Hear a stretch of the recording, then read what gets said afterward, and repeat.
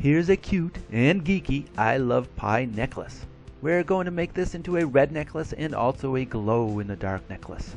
This shape was printed on a 3D printer. Place your jewelry in a mold box. Anything will do for a mold box. I'm recycling a plastic container. Aluminum foil also works well. Use hot glue or a piece of clay to hold down your object. Spray your part with bubble buster to reduce surface tension so the bubbles will escape. I didn't have to, but some 3D prints are very porous, so you might need to seal the part with shellac or white glue. Melt the ComposiMold in the microwave for a minute or so depending on how much you need. Pour the ComposiMold as it starts to cool.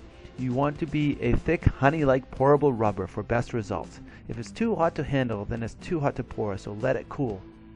Don't worry about how you pour it, just fill up over your part. Put it in the freezer to solidify faster.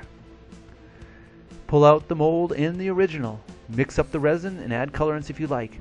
The first casting we're making here is a red pie necklace. The second one is a glow-in-the-dark necklace.